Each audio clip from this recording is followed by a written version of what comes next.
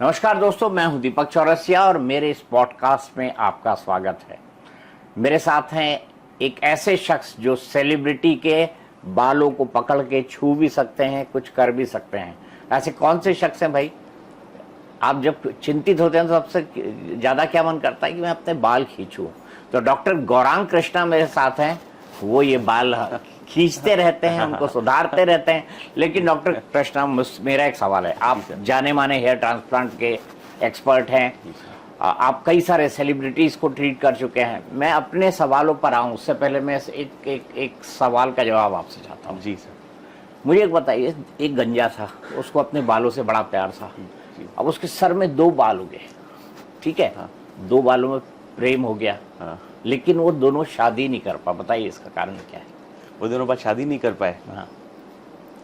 नहीं सर, मुझे नहीं पता, आप बताइए। क्योंकि बाल विवाह गैर कानूनी नए हो गया था ना सर। बाल विवाह गैर कानूनी है। जी, जी, और जी। वो बाल भी था तो ये बाल भी है ना? तो चलिए अब शुरुआत करते हैं बातचीत की। ये एक लाइटर नोट था आपको सिर्फ हंसाने के लिए, क्योंकि बड़ा सीरियस इशू है। क्योंकि जी, जिसके बाल गिरने लगते हैं ना, उसको समझ पड़ता है कि इसकी वक़्त क्या है। जी। और अगर जवानी में जाने लगे तो जवानी बड़ा आती है पर चली भी जाती हुई हाँ, जल्दी से हाँ, दिखती बड़ी है। प्रॉब्लम तो मुझे है। बताइए ये प्रॉब्लम क्या है, होती क्या है, बेसिक्स क्या है?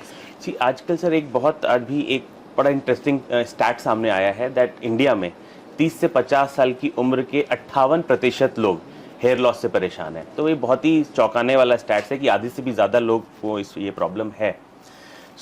इसका जो सबसे कॉमन कॉज है आज की डेट में वो है जेनेटिक हेयर लॉस या हार्मोनल हेयर लॉस, जिसको हम लोग इंग्लिश में मेल पैटर्न हेयर लॉस या फीमेल पैटर्न हेयर लॉस कहते हैं। तो जो मर्दों का हार्मोन होता है, जो टॉप के हमारे हेयर हैं, जो सामने से दिखते हैं जो बाल, वो धीरे धीरे इस हार्मोन से सेंसिटिव हो जाते हैं। तो 20-25 साल की एज से वो हार्मोन बढ़ने लगता है बॉडी में, जिस वजह से बाल पतले होते हैं, वॉल्यूम जाता है और धीरे धीरे हेयरलाइन रिसीड होती है और बॉल्डनेस आती है। तो सबसे बड़ा कारण ये है। दूसरा, स्ट्रेस, डाइट, लाइफस्टाइल, इससे भी हेयर फॉल होता है, जिसको एफ्लूवियम बोलते हैं। और अगर आपके बाल पतले हैं और साथ में आपको ये लाइफस्टाइल प्रॉब्लम्स भी हैं तो आपके बाल झड़ भी जल्दी जाएंगे, बॉल्डनेस जल्दी आ जाएगी। फिर कुछ डिजीजेज होती हैं जो इतनी कॉमन नहीं है, जैसे एलोपेशिया एरियाटा, जिसमें बॉडी के सारे बाल जा सकते हैं। तो ये सारी चीज़ें होती है, बट जो सबसे कॉमन कॉज है वो फेमिलियल जेनेटिक हेयर लॉस सबसे कॉमन है। एक आम इंसान अपनी बालों की देखरेख के लिए क्या करे, मैं इस पर तो आऊंगा। लेकिन उससे पहले ये भी जानना चाहूंगा कि आजकल क्या ये समस्या बहुत ज्यादा बढ़ गई है कि आप बहुत कम उम्र में ही बाल चले जाते हैं? मुझसे एक बार सौरभ गांगुली ने कहा था। जी। आपने हाँ। तो वीरेंद्र सहवाग का हेयर ट्रांसप्लांट किया जी, है। जी। अब मैं देखता हूँ आपके क्लिनिक पे शानदार, बहुत अच्छा जी। उसका फोटो भी लगा हुआ है। जी। तो सौरभ ने मुझे कहा था, सौरभ का मैं इंटरव्यू कर रहा था जिस दिन वो रिटायर हुए थे, और उस दिन मैच भी चल रहा था कोई। तो मैंने उनसे पूछा था हाँ। कि दादा आपके भी बाल, बोले यार मुझसे पहले तो वीरू के झड़ गए, उसके तो पूरे ही साफ हो गए थे। तो बोले अपने बैटिंग का टेंशन ले लेके। तो ये तनाव भी एक बड़ा फैक्टर है। तनाव बहुत बड़ा फैक्टर है। इनफैक्ट जो भी स्टडीज़ हैं और जो मेरा पर्सनल एक्सपीरियंस है, तो जो बॉडी के बाहर के जितने भी फैक्टर्स हैं उसमें स्ट्रेस, तनाव सबसे बड़ा फैक्टर है। तभी पिछले 10 सालों में ये प्रॉब्लम यंग एज में होने लगी है। और अगर आज भी आप देखें तो गांव से ज़्यादा शहरों में ये प्रॉब्लम ज़्यादा कॉमन है। तो urban lifestyle, stressful lifestyle, lack of sleep, इससे हेयरफॉल जल्दी हो रहा है, इसमें कोई डाउट नहीं है। हेयर ट्रांसप्लांट पे आता हूँ। कुछ लोग कहते हैं अमेरिका कराओ, कुछ लोग कहते हैं लंदन कराओ, कुछ लोग किसी और बड़े शहर का नाम लेते हैं। मुझे ये समझाइए भारत में कितना स्थापित है, और चूंकि हम मेडिकल टूरिज्म में सबसे सस्ते हैं तो उस पॉइंट पर आऊंगा। इन जगहों के बारे में आपका खुद का ऑब्जर्वेशन क्या है? देखिए, मतलब इसमें कोई डाउट नहीं है कि जो वेस्टर्न पश्चिमी देश हैं और जो विकसित देश हैं, इसमें हमेशा से मेडिकल ट्रीटमेंट्स बेटर रहे हैं। बट हेयर ट्रांसप्लांट पर्टिकुलरली एक बहुत ही यूनिक तरह की सर्जरी है। ये इसमें कोई बहुत ज़्यादा हाई फाई इक्विपमेंट की ज़रूरत नहीं होती है। इसमें अच्छे लोग होने चाहिए। इसमें इट इज़ जिसको बोलते हैं कि पर्सनल हैवी ये ट्रीटमेंट है। तो इस पर्टिकुलर प्रोसीजर में यूएसए, यूके, सिंगापुर ये बहुत सक्सेसफुल जगह नहीं है, क्योंकि यहाँ पे जो ह्यूमन रिसोर्सेज है वो बहुत महंगे हैं और आपको क्वालिटी इतनी अच्छी नहीं मिलती है। जहाँ एक ट्रांसप्लांट में 5-6 लोग रहते हैं, 2-3 डॉक्टर्स, नर्सेज।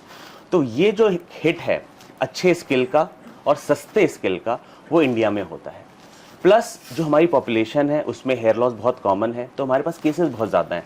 तो इसको बोलते हैं हाथ की सफाई, वो इंडिया के कंपैरिजन में बहुत कम देशों में है। एक टर्की एक देश है जिसमें जो हेयर ट्रांसप्लांट में इंडिया और टर्की, ये दोनों हब्स, वर्ल्ड के हब्स हैं हेयर ट्रांसप्लांट में। तो मेरा ये मानना है कि पश्चिमी देशों से हम हेयर ट्रांसप्लांट के मामले में काफ़ी आगे हैं, क्वालिटी के मामले में, और कॉस्ट के मामले में तो हम बेटर। मतलब आप अगर हम कंपैरिजन करें जी। यूके, यूएस जी। और सिंगापुर से, जी। तो कितने % कॉस्ट कम है भारत के अंदर? हाफ से भी कम है सर। ये कॉस्ट हमारी काफ़ी कम हो जाती है क्योंकि हमारा ह्यूमन रिसोर्सेज काफ़ी सस्ते हैं, हमारा रियल स्टेट रिलेटिवली सस्ता है। तो हमारी ये हेयर ट्रांसप्लांट की कॉस्ट, जो अगर आप यूएसए की बात करें तो आराम से $3-4 पर ग्राफ्ट, हम लोग पर हेयर जैसे आप बोल सकते हैं, वो कॉस्ट होती है। इंडिया में $1 से $2 मैक्सिमम ये कॉस्ट है। तो हम काफ़ी हाफ पे हैं, और क्वालिटी में कोई कॉम्प्रोमाइज़ नहीं है। मेरा ये मानना है कि क्वालिटी में भी हम ऊपर हैं उनसे। आपने टर्की और इंडिया को हब बनाया, जी। क्या आप टर्की से भी भारत को 2 कदम 4 कदम आगे जाता हुआ देख रहे हैं? क्योंकि टर्की भी मतलब इंडिया से तो महंगा ही है। हाँ, टर्की, अगर हम टर्की में कुछ चीज़ें फेवरेबल हैं, जैसे उनकी गवर्नमेंट बहुत सपोर्टिव है इस इंडस्ट्री को, तो टैक्सेशन वगैरह थोड़ा सा बेटर है उनका, बट वहाँ पे रेगुलेशंस भी बहुत ज़्यादा लूज हैं। वॉच डॉग नहीं है हमारे ऊपर, नेशनल मेडिकल काउंसिल एक वॉच डॉग है जो हमें बाध्य करता है कि हम क्वालिटी को मेंटेन करें, जो टर्की में नहीं मिलता है। प्लस टर्की में इसी वजह से, एडवर्टाइजिंग की वजह से, मिसलीडिंग और let's say non legitimate clinics बहुत ज़्यादा हैं। सो अगर इन दो देशों की बात करें तो अभी भी मुझे ये लगता है कि इंडिया में ये प्रोसीजर ज़्यादा सेफ है और ज़्यादा ईमानदारी से किया जाता है। अब मैं आपसे ये समझना चाहूंगा, लोगों को डर होता है जी। जैसे आप किसी भी ट्रीटमेंट, लोग तो मतलब पेट दर्द, मलेरिया के लिए भी जाएंगे तो 4 सोचेंगे ये दवाई खाएं ना खाएं। जी, बिल्कुल। हेयर ट्रांसप्लांट तो बड़ी बात है जी। हेयर आपका जो है सीधे आपके दिमाग से कनेक्ट होता है, आपकी पूरी मतलब, और दिमाग ही आपकी पूरी बॉडी को कंट्रोल करता है। जी। तो कितना सेफ है ये? सो हेयर ट्रांसप्लांट में अच्छी बात यह है कि सर इसमें सेफ्टी की प्रॉब्लम है ही नहीं, क्योंकि जो भी हमारा प्रोसीजर है वो सिर्फ स्किन डीप है। ब्रेन तक तो हम पहुंच भी नहीं रहे, क्योंकि आपका ब्रेन आपकी बॉडी के सबसे strong bone, hard bone, skull से कवर्ड है, तो ब्रेन तक पहुंचना नियर टू इम्पॉसिबल होता है। ऑल्सो जो इंस्ट्रूमेंट हम यूज़ करते हैं, जैसे सफायर ब्लेड्स या हाइपोडर्मिक नीडल्स, ये बहुत ही बारीक नीडल्स होती हैं, बहुत ही प्रिसाइज इक्विपमेंट होते हैं। हम लोग 3 से 4 मिलीमीटर से ज़्यादा डीप नहीं जाते हैं, और ऑफ कोर्स आंख बंद करके हमें नहीं करना है प्रोसीजर। अगर जैसे लोग बोलते हैं गाड़ी चलाना सेफ है, लेकिन आंख बंद करके चलाएंगे तो एक्सीडेंट होगा। तो वो हमारी ट्रेनिंग, हमारे एक्सपीरियंस वहाँ पे काम आता है कि पेशेंट को किसी भी तरह की परेशानी ना हो, किसी भी तरह का साइड इफेक्ट। लोगों को डर लगता है कि कहीं मेमोरी लॉस ना हो जाए, ब्रेन में इन्फेक्शन ना हो जाए, सालों साल हेडेक, माइग्रेन की प्रॉब्लम ना डेवलप हो जाए, वैसा कुछ भी नहीं होता। तो सेफ्टी अनमैच्ड है। कुछ लोग तो ये भी कहते हैं कि इससे कैंसर हो जाता है। कई लोग, ये बहुत बड़ी मिथ है। अच्छा, आपने पूछा स्किन कैंसर के, लोग लगता है कि नहीं स्किन कैंसर होता है, ऐसा आज तक ना थ्योरेटिकली पॉसिबल है, ना आज तक पिछले 30 सालों में देखा गया, एक भी केस रिपोर्टेड नहीं है। अच्छा, मुझे ये बताइए, इस तकनीक को जो हम बात करें तो इसका पहला स्टेप क्या होगा, दूसरा स्टेप क्या होगा, तीसरा स्टेप क्या होगा? तो मैं मतलब सपोज मैं एक पेशेंट और मैं आपके पास आया हूं कि सर मुझे हेयर ट्रांसप्लांट कराने हैं। जी, तो अपने पेशेंट को मैं ये बोलता हूँ कि सबसे पहले तो हमें आपकी डायग्नोसिस बनानी है कि आपका हेयर लॉस हो क्यों रहा है, क्योंकि हर तरह के हेयर लॉस में हेयर ट्रांसप्लांट नहीं होता। तो अगर हमें लगता है कि आपका मेल पैटर्न या फीमेल पैटर्न, आपका मेल पैटर्न हेयर लॉस है, फिर हम देखते हैं आपका स्टेज क्या है, क्या आपको हेयर ट्रांसप्लांट, क्योंकि आजकल हेयर ट्रांसप्लांट इतना पॉपुलर हो गया है, जैसे लोगों के बाल जरा से भी गिरते हैं उनको मैं हेयर ट्रांसप्लांट करा लूँ, ऐसा नहीं है। तो हमें स्टेज देखनी है। अगर आप ग्रेड 2 से ज़्यादा है तो आप हेयर ट्रांसप्लांट करवा सकते हैं। आपकी आपका माथा ज़्यादा चौड़ा हो गया है, हेयरलाइन पीछे चली गई है, कोई गंजेपन का पैच बन गया है, तभी हेयर ट्रांसप्लांट किया जाता है।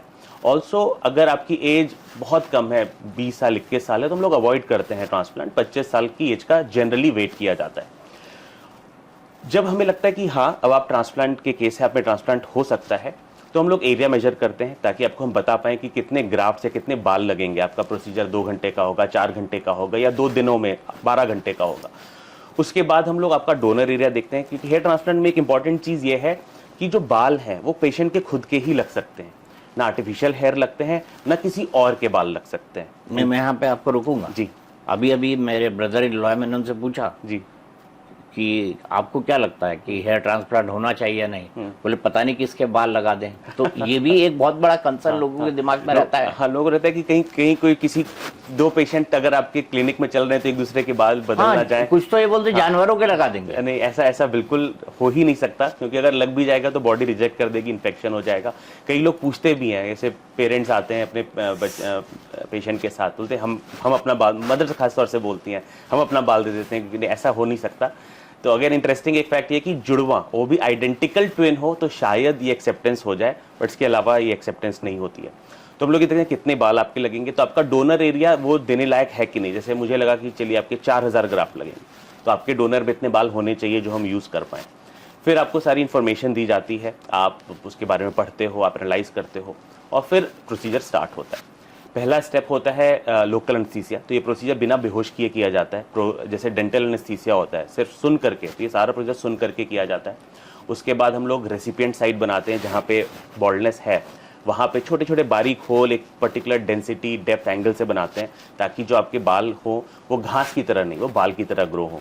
और फिर निकालना लगाना साथ साथ चलता है। ये हमारी एक स्पेशल टेक्निक है जो हम लोग मेडलिंग्स में डेवलप की है, कि बाल बॉडी के एक आम अगर ट्रांसप्लांट आप देखें तो पहले वो बालों को निकाल के बॉडी के बाहर स्टोर करते हैं, जिससे बालों में खराबी आती है, बाल मरते हैं। वो स्टेप हमने बाईपास किया है, इक्विपमेंट्स अच्छे यूज़ किए हैं, और एक बार हमने होल्स बना लिए तो बालों का निकालना लगाना साथ साथ चलता है। ओवरऑल प्रोसीजर 5 से 6 घंटे चलता है। फिर 3 से 4 दिन पेशेंट को केयर करनी पड़ती है, स्मोकिंग अल्कोहल अवॉइड करना है, कुछ दवाइयाँ एंटीबायोटिक्स वगैरह लेनी पड़ती हैं। उसके बाद लाइफ नॉर्मल हो जाती है। बाल धीरे धीरे आने वाले 1 साल में 6 से 12 महीने में वो बाल धीरे धीरे ग्रो हो जाते हैं। और कितने ग्रो होते हैं? और मैं ये भी समझना चाहूँगा कि जब आपके पास कोई पेशेंट आके गया तो उसको लगातार आपके साथ कंसल्ट में रहना है, आपको मतलब आपसे सलाह लेते रहनी है, क्या बालों के साथ मुझे ये करना है, अगर कोई प्रॉब्लम आ गई तो आप उसको दुरुस्त करेंगे? जी बिल्कुल। अच्छी बात यह है कि उन्हें पर्सनली ज़्यादा आना नहीं पड़ता है, एक बार प्रोसीजर के दिन, एक बार 3 दिन बाद, और डन। इसीलिए मेडिकल टूरिज्म काफ़ी पॉपुलर है क्योंकि आपको बार बार हर 2 महीने पे नहीं आना। लेकिन हम लोग अपने पेशेंट के साथ कनेक्टेड रहते हैं। हम लोग उनको इनकरेज करते हैं कि आप हर महीने अपने स्कैल्प की फ़ोटो भेजते रहें हमें, एक बार फ़ोन पे बात करते रहें, सो दैट अगर कुछ भी अमिस है तो हम उसको इमीडिएटली उसको देख लें। वैसे कुछ होता नहीं है, 99.9% केसेस में चीज़ें बड़ी प्रिडिक्टेबल वे में चलती हैं। बट अगर कुछ भी हमें लगता है कहीं कोई इन्फेक्शन हो रहा है या कोई डैंड्रफ आ रहा है या फंगल इन्फेक्शन हो रहा है, तो उसको हम लोग इमीडिएटली ट्रीट कर लेते हैं। अब यहाँ पर जो सबसे महत्वपूर्ण बात आती है, अब 1 साल तो गुजर गए, आपके बाल ग्रो कर गए, तो क्या आने वाले सालों में वो बाल ऑटोमेटिकली ग्रो होंगे? आप उनको हेयर कट करवा देंगे? किस तरह से ये पूरा होता है, किसी को समझाने के लिए अगर मैं आपसे? तो यही ब्यूटी है इस प्रोसीजर की कि ये आपके नेचुरल हेयर बन गए। जड़ें हमें तो हेयर ट्रांसप्लांट कई बार लोगों को लगता है कि बाल उखाड़ के चिपकाया जाता है, नहीं, हम बालों के स्किन के अंदर से जड़ें निकाल रहे हैं, जो एक लाइव टिश्यू है, जीवित टिश्यू है, उसको आपकी स्किन के अंदर डाल रहे हैं, और ये जीवित टिश्यू लगातार बाल बनाता जा रहा है। तो आपको हेयर कट की जरूरत पड़ेगी। कभी किसी कारणवश अगर आपने रेजर चला लिया, उस तरह लगवा लिया, वो बाल फिर से ग्रो हो जाएंगे। आप उसको पकड़ के ऐसे खींच भी लो, वो बाल दोबारा ग्रो हो जाएंगे। तो ये एक नेचुरल ग्रोइंग हेयर बन जाता है एक बार वो स्प्राउट हो गया तो जो आप अपने नॉर्मल हेयर की केयर करते हैं, जिस भी बार्बर से कटवाते हैं, जिस भी तरह का शैम्पू या जो भी ऑयल लगाते हैं, वो आप ट्रांसप्लांटेड हेयर में भी वही सारी चीज़ें करते हैं। जैसे मैं हूँ, मुझे मतलब टीवी पर आना हो तो 7 दिन के अंदर मुझे हल्का सा हेयर कट लेना पड़ता है, दाढ़ी ट्रिम करानी पड़ती है। जब आप ट्रांसप्लांट कराते हैं तो ये फ्रीक्वेंसी क्या होती है? महीने, 2 महीने, 3 महीने में कि आप जाएं और अपने हेयर की केयर करें? जनरली 1 महीने में, क्योंकि ट्रांसप्लांटेड हेयर की ग्रोथ भी थोड़ी सी फास्ट होती है, तो जनरली लोग 30 से 45 डेज में अपने हेयर ट्रिमिंग वगैरह करवाते हैं। ठीक है। अब मैं यहाँ पर आता हूँ कि आजकल 1000 तरह की चीजें आती हैं, बालों के साथ ये करें, बालों के साथ ये ना करें, इसमें ये लगाएं, इसमें वो लगाएं। तो मैं सबसे पहले समझना चाहता हूँ basic hair care doctor Krishna के हिसाब से। मेरे लिए हेयर केयर स्टार्ट होती है आपके डाइट से, क्योंकि आप ऊपर से जो भी करें वो तो बाद में जड़ों तक पहुँचेगा। आपके ब्लड में क्या जा रहा है, आपके सिस्टम में क्या जा रहा है, वो सबसे पहले आपकी जड़ों तक पहुँचता है। तो डाइट मेरे हिसाब से सबसे इम्पॉर्टेंट केयर है जो अपने बालों के लिए कर सकते हो। हमारे इंडियन डाइट में, क्योंकि प्रेडोमिनेंटली वेजिटेरियन डाइट है, प्रेडोमिनेंटली कार्बोहाइड्रेट रिच डाइट है हमारा, तो न्यूट्रिशन की कमी होती है, तो इसलिए आप कुछ सप्लीमेंट्स ले सकते हैं। डाइट में आपको प्रोटीन ज़्यादा रखना है, तो दाल, छोले, राजमा, पनीर, सोया, जो नॉनवेज खा रहे हैं, अंडा, chicken, fish, omega 3, omega 6 fatty acids जो आपको नट से या नॉन वेजिटेरियन फूड से मिलता है, आयरन जो आपको हरी पत्तेदार सब्जियों से और नट से मिलता है, और इसके साथ साथ माइक्रो न्यूट्रिएंट्स जैसे विटामिन सी, विटामिन ए, आंवला वगैरह, एलोवेरा, ये सारी चीज़ें बालों के लिए काफ़ी अच्छी होती हैं। तो डाइट सबसे इंपॉर्टेंट है। दूसरा है लाइफस्टाइल मैनेजमेंट। हमने स्ट्रेस की बात की, सो स्ट्रेस मैनेजमेंट, अगर आप में स्ट्रेस बहुत ज़्यादा है तो आजकल मैं मेडिटेशन या किसी प्रकार का योग जो आपको रिलैक्स करता हो, ये मैं रेकमेंड करता हूँ पेशेंट को। ना सिर्फ रेकमेंड करने के लिए, बट ये साइंटिफिकली प्रूवन है कि मेडिटेशन से, योग से, किसी भी तरह की एक्सरसाइज से न सिर्फ आपकी फिजिकल हेल्थ बेटर होती है, बट आपकी मेंटल हेल्थ भी बेटर होती है, जो आपके बालों में काफ़ी हेल्पफुल है। स्लीप साइकिल बड़ी इंपॉर्टेंट है, तो आइडियली हमें 8 घंटे की स्लीप लेनी चाहिए। और स्लीप का भी टाइम, रात को 2 बजे से 10 बजे की sleep is not equal to रात को 10 बजे से सुबह 6 बजे की स्लीप।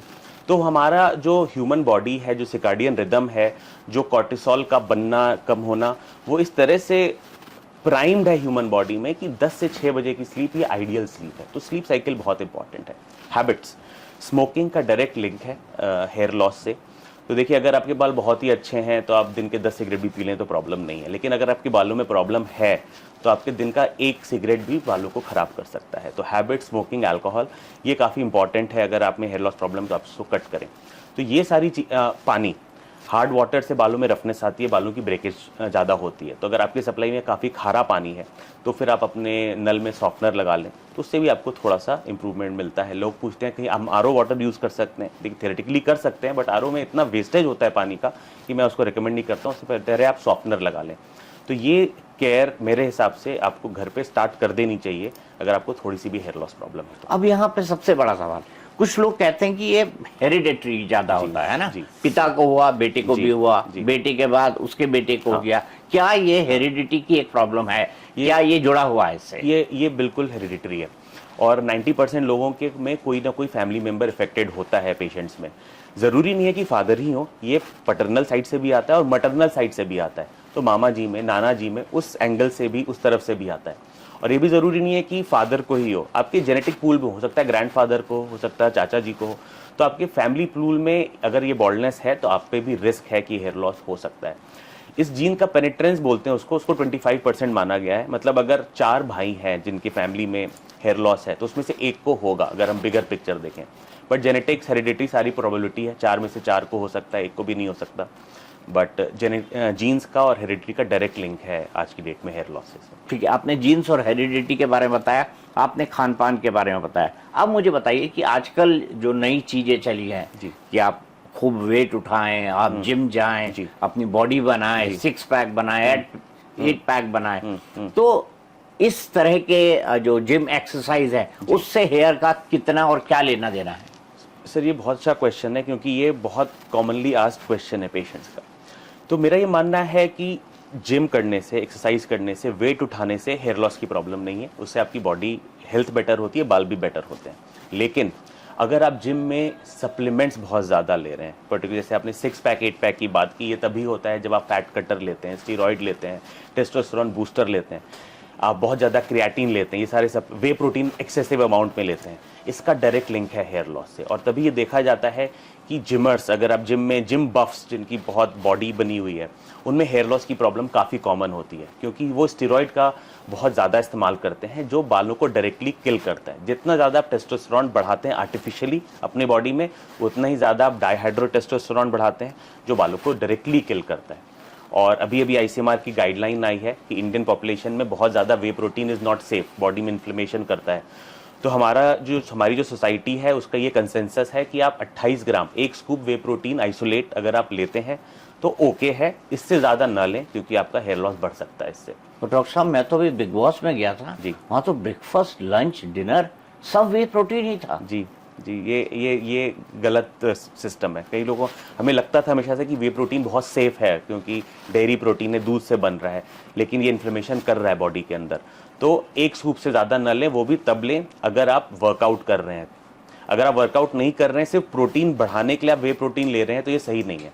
आप स्लो प्रोटीन लें, वीगन प्रोटीन लें, सोया प्रोटीन ले सकते हैं, या एक केसीन नाम का प्रोटीन आता है, वो आप ले सकते हैं, जो धीरे धीरे बॉडी में एब्जॉर्ब होता है। वे प्रोटीन अगर आप अधिक मात्रा में लेंगे, रात को सोने से पहले लेंगे, तो आपकी यूरिन से निकल जाएगा, यूज़ नहीं होगा और शायद बॉडी में इन्फ्लेमेशन क्रिएट करे। डॉक्टर साहब, एक चीज़ आपसे समझना चाहूँगा, आप एम्स जैसे बड़े इंस्टीट्यूट से पढ़े और बड़ा मुश्किल होता है एम्स के अंदर एडमिशन। जो टॉप के मेडिकल ब्रेन्स होते हैं वो ही एम्स में जो है मेडिकल एडमिशन पाते हैं। जी सर। तो आप न्यूरो साइंस कर सकते थे, जी सर, आप हार्ट कर सकते थे, स्पेशलाइजेशन की बात है, यही क्यों चुना आपने? सर तो मेरी जो रैंक आई थी, बहुत टाइम हो गया इसको, ऑलमोस्ट 15-20 साल हो गए, लेकिन जो भी रैंक आई थी मुझे, मेरे पास सारे ही ऑप्शन थे, बट मैं बड़ा श्योर था कि मुझे इस फील्ड में जाना है, हेयर की फील्ड में और स्किन की फील्ड में, क्योंकि मेरे 2-3 लक्ष्य थे। एक, मैं थोड़ा सा जिसको कहते हैं नेम फेम, वो थोड़ा सा पालूँ लाइफ में, फाइनेंशियल स्टेबिलिटी अच्छी आ जाए और लोगों की लाइफ को छू पाऊँ। जो traditional neuro science, neuro surgery वगैरह, कार्डियोलॉजी है, इसमें आप भी मानेंगे कि एक टाइम लगता है, 20-25 साल लग जाते हैं। It's not a young man's job, आप भरोसा ही लोग थोड़ा से उस पर करते हैं। ये जो था, इसमें we were the first movers, जो मैं था, मेरे साथ के लोग थे, हम ही लोगों ने ये फील्ड को ज़्यादा आगे बढ़ाया है। तो वो उस चीज़ को लेके मैं श्योर था कि इस चीज़ में मैं अपना नेम फेम, फाइनेंशियल स्टेबिलिटी जल्दी कर सकता हूँ। मेरे पिताजी, जो कि खुद एक डॉक्टर हैं, वो चाहते थे मैं न्यूरो सर्जन बनूँ, और जब मैंने डर्मेटोलॉजी चूज़ करी तो उनका था ये क्या उठा लिया है, हम डॉक्टर हैं, हम ज़िंदगी बचाते हैं, ये क्या डर्मेटोलॉजी। तो मैंने बोला कि देखिए, मेरा मानना है कि इसके आगे इसमें फ्यूचर है, और आज मैं बड़े कॉन्फिडेंस से, वो भी खुश हैं कि मैंने लिया, आज मैं बड़े कॉन्फिडेंस से उनको बोलता हूँ कि पापा, मैं लाइफ बचाता तो नहीं हूँ, I am not a life saver, पर आप लाइफ को खूबसूरत बनाते हैं, बट मैं लाइफ चेंज जरूर करता हूँ। बिल्कुल खूबसूरत तो इस तरह से मैं अपने पेशेंट की लाइफ को टच करता हूँ। और जब कुछ लोग लड़के हैं जिनकी मतलब होना नहीं चाहिए, लेकिन कई शादी की प्रॉब्लम आती है बिकॉज ऑफ दीज इश्यूज। तो आजकल तो पूछा जाता है भाई, लिखा होता है कि बाल का कलर बताओ, बाल गिर तो नहीं रहे हैं, अगर झड़े हैं इलाज कराया कि नहीं कराया, ये बकायदा सेक्शंस बने हुए मेट्रो बने हुए जी। तो जब वो आते हैं कि मतलब आई एम मैरिड, या मुझे अपनी शादी का कार्ड भेजते हैं, तो एक अलग हाई मिलता है सर। तो इसलिए मैंने ये फील्ड चुनी सर। मतलब चेहरों पे मुस्कुराहट लाते हैं डॉक्टर साहब। जी सर, बिल्कुल बिल्कुल। और मतलब आपने कहा फाइनेंशियल स्टेबिलिटी, तो वो है ना डॉक्टर साहब? फाइनेंशियल स्टेबिलिटी है सर, इसमें कोई डाउट नहीं है। और इसीलिए अब आज के जो बच्चे हैं, अब डर्मेटोलॉजी और हेयर, ये सबसे जो टॉपर्स हैं, वो यही फील्ड चूज कर रहे हैं। मतलब अगर मैं ये कहूं कि आप जैसे लोगों ने, आप फर्स्ट मूवर, तो first mover advantage doctor Gaurang Krishna के पास है हेयर ट्रांसप्लांट के मामले में। जी, मैं लकी था, और मैं मानता हूं कि मेरे पास वो एडवांटेज था। अच्छे करने वाले अब हैं, लेकिन वो मेरे पास एडवांटेज था जब मैंने स्टार्ट किया। आपने बताया कि आपने कैसे ऑफ द बीट सोची, तो जब आप इतने बड़े नाम हैं, इतने सारे सेलिब्रिटीज का इलाज करते हैं, पिताजी क्या कहते हैं आप? मेरे पिताजी अब मेरे बहुत खुश हैं। मेरे पिताजी, माता जी खुश है कि नहीं, अच्छा हुआ तुमने मेरी बात नहीं सुनी, इट्स गुड दैट आपने अपने से वो डिसीजन लिया, एंड नहीं, they are supportive now. Yes, out of the box सोचना डॉक्टर साहब, आपकी क्वालिटी है आउट ऑफ द बॉक्स। आपने मुझे बता दिया, 5 लाइन में आपने बता दिया कि कैसे आपको हेयर का अपने जो है हेयर की कैसे केयर करनी, हेयर केयर। जी सर। पर मैं आपको एक बात बताता हूँ, मैंने आज तक कभी कंघी नहीं रखी जी, और मैं शूट पे भी कंघी कभी नहीं ले जाता, बाल में अपने कभी खुद नहीं बनाता, मेरी आदत है। अभी भी नहीं बनाए होंगे आपके सामने शूट करते हुए, और बिल्कुल मैं आके बाहर बैठ गया हूँ। लेकिन मैंने देखा है कि मेरे जितने मित्र जिनके बाल कम हैं या जिनके बाल नहीं हैं, वो कंघी जरूर रखते हैं। सर, यही हार्ट को यही चीज तो टच करती है कि जो हमने 2 वाले बाल की बात बताई, नहीं कि 2 बाल भी हैं तो वो प्यारे हैं, उनकी केयर करनी है। लोगों को खुशी मिलती है कि जो है इसको हमें अच्छे से रखना है। तो वैनिटी इज इम्पोर्टेंट सर। मुझे कहानी याद है, उसमें होता है कि एक इंसान सोचता है कि देखिए भगवान ने जो है मेरे साथ बड़ा अन्याय किया है, ये किया है, वो किया है। तो फिर भगवान एक अपना मैसेंजर उसके पास भेजते हैं, उससे पूछते हैं कि वे तेरे पास 2 आंखें हैं, अगर तू इनको बेच देगा तो कितने मिलेंगे तेरे को, अगर इनको डोनेट कर देगा या इकोनॉमिकली सेल कर देगा, तो कैलकुलेट करके कुछ लाख रुपए बताता है। फिर अगर अपना हार्ट दे देगा तो कितने, तो कैलकुलेट करके बताता है। बोले इतनी खूबसूरत जिंदगी भगवान ने दे रखी है, तू जो है उसको आलोचना करने में ही लगा हुआ है। तो इस खूबसूरत जिंदगी में डॉक्टर साहब केयर करना चाहिए। Care is the keyword. Care is the keyword sir. Care, intervention at the right time, ये केयर है। Prevention is always better than cure. तो मैं तो अपने यंग पेशेंट को यही बोलता हूँ कि कई लोग बोलते हैं कि सर ट्रांसप्लांट करा लेंगे, क्या दवाई, ऐसा नहीं है। आप केयर करिए, लाइफस्टाइल पे ध्यान दीजिए, और अपना जो खूबसूरत बाल आपको मिले हैं उसको बचाइए। नहीं बचा पाए तो फिर हम हैं। एक बड़ी फेमस सेइंग है कि आदमी जो है पहले तो भागता रहता है कमाने के लिए, और जब कमा लेता है तो उसको खाने के काबिल नहीं रहता है, क्योंकि उसको इतनी बीमारियां हो गई होती हैं। इसलिए care is the basic word. अब मुझे बताइए, मेडिलिंक्स आने वाले समय में नए समय के हिसाब से और क्या नया करने वाला है, क्योंकि ये टेक्नोलॉजी तो आएगी भी, बदलेगी भी, परिवर्तित भी होगी। क्या और नया डॉक्टर गौरांग कृष्णा करने वाले आने वाले? तो सर अब मेडलिंक्स जो है वो सिर्फ एक क्लिनिक नहीं है, वो सिर्फ एक हॉस्पिटल नहीं है, वो एक रिसर्च सेंटर भी है। हम लोग लगातार हेयर की फील्ड में नई नई चीज़ों पे अपना रिसर्च करते रहते हैं। कुछ चीज़ काम करती हैं, कुछ चीज़ नहीं काम करती हैं। और मेडलिंक में सिर्फ मैं नहीं हूँ, मेरे साथ 8-10 डॉक्टर्स और भी हैं जो लगातार इस चीज़ पे R&D करते रहते हैं, ख़ासतौर से स्टेम सेल्स। और आजकल रीजनरेटिव मेडिसिन पे बहुत ज़्यादा बात हो रही है और यही माना जा रहा है कि future of medicine regenerative medicine और स्टेम सेल्स हैं। तो हेयर की फील्ड में भी हम लोग रीजनरेटिव मेडिसिन जैसे PRP, growth factor concentrate, exosome, stem cells, इस पे काफ़ी काम कर रहे हैं। मेरे कुछ मित्र हैं, व्यवसायिक मित्र हैं जो जिन्होंने स्टेम कल्चर की लैब्स डाली हैं, उनके साथ मिलके मैं काफ़ी इस पे वर्क कर रहा हूँ कि किस तरह के स्टेम सेल से आपके हेयर पे बेटर किया जा सकता है। सर पे इंजेक्ट करके, वेन में इंजेक्ट करके आपके स्टेम सेल से, किसी और के स्टेम सेल से, बेबी ब्लड के अम्बिलिकल कॉर्ड स्टेम सेल से। तो इन सारी चीज़ों पे हम लोग लगातार रिसर्च करते जा रहे हैं और चीज़ें बेटर हो रही हैं। अभी हम लोग अपने हेयर ट्रांसप्लांट के साथ इन चीज़ों को मिक्स कर रहे हैं हेयर ट्रांसप्लांट के इफेक्ट को बेटर करने के लिए। आने वाले टाइम में, अब वो 10 साल लगे, 20 साल लगे, हो सकता है कि हेयर ट्रांसप्लांट स्टेप ही बाईपास हो जाए और हम लोग स्टेम सेल के द्वारा ही हेयर को ट्रीट करते हैं। अभी उस पर रिसर्च चल रहा है, जापान में इस पर बहुत रिसर्च चल रहा है, USA पे इस पर रिसर्च चल रहा है और हम लोग भी एक सेंटर हैं जो इस पर काफ़ी काम कर रहे हैं। ठीक है, अब मैं सेलिब्रिटीज पर आता हूँ। आपने वीरेंद्र सहवाग जी के बात किए, पार्थिव पटेल की किए। मैंने सुना है कि सलमान खान ने कई बार हेयर ट्रांसप्लांट कराए हैं और इसकी जरूरत क्यों पड़ी? ये बड़ा इंटरेस्टिंग क्वेश्चन है सर, क्योंकि जनरली हम लोग यही एजुकेट करते हैं लोगों को कि ट्रांसप्लांट के रिजल्ट्स परमानेंट रहते हैं। तो सलमान खान ने क्यों बार बार ट्रांसप्लांट कराया? तो उसमें ये था, जहाँ तक मेरी नॉलेज है, जहाँ तक लोगों ने मुझे, उनके फ्रेंड्स ने मुझे बताया है कि उनके पहले जो 2 ट्रांसप्लांट थे वो इतने सक्सेसफुल नहीं हो पाए, तो उनको दोबारा करवाना पड़ा। बीच में उन्होंने कुछ आर्टिफिशियल हेयर भी इम्प्लांट करवाया था, ऐसा मैंने सुना है। तो उसको निकालना पड़ता है, उसकी एक लाइफ होती है, फिर वो बॉडी में एलर्जी करने लगता है, तो उसको लगा के रिप्लेनिश किया जाता है। प्लस नया एरिया बॉल्ड हो सकता है। अगर मैंने आज यहाँ ट्रांसप्लांट कराया तो 4 साल बाद मेरा यहाँ पे बॉल्डनेस आ सकती है, तो उसको लोग टॉपअप करते रहते हैं। पर्टिकुलरली इस प्रोफाइल के लोग जिनका प्रोफेशनल नीड है, वो उस चीज़ को टॉपअप करते रहते हैं।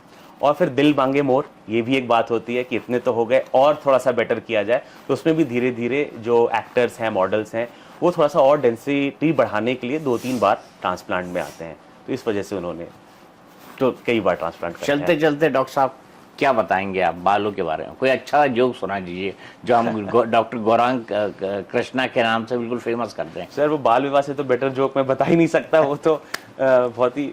और बस सर बाल का यही है कि एक मैसेज देना चाहूँगा कि लोग बहुत ज़्यादा टची हो गए हैं आजकल से। एक वाकया एक शेयर करना चाहूँगा। एक लड़का था, यंग लड़का था, उसने अपने घर के सारे शीशे कवर कर दिए थे कि मैं देख ही नहीं सकता, फोटो नहीं खिंचवाता था, डिप्रेस्ड। तो मैं बालों के लिए इतना टची ना हो, एक पार्ट ऑफ लाइफ है, जैसे मैंने बताया कि हर दूसरे लड़के को ये प्रॉब्लम है।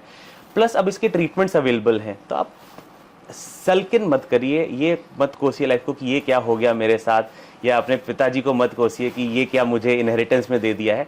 ये कॉमन है, जैसे आपको जीन्स में बहुत अच्छी चीज़ें भी मिली हैं, एक ख़राब चीज़ मिल गई है, इसको आप ट्रीट कर लीजिए, आप को एक्सेप्ट कर लीजिए। कई लोग एक्सेप्ट करते हैं, आप इसको एक्सेप्ट करिए कि ठीक है ये प्रॉब्लम है, इसको मैं सॉल्व करूंगा। लोग पढ़ाई छोड़ देते हैं, बिजनेस छोड़ देते हैं, इसी में लगे रहते हैं, डिप्रेशन में चले जाते हैं। डिप्रेशन में चले जाते मैं कई लोगों को जानता हूं। जी, तो आप इससे बढ़िया, आफ्टर ऑल इंपॉर्टेंट है, लेकिन आफ्टर ऑल एक्सटर्नल है।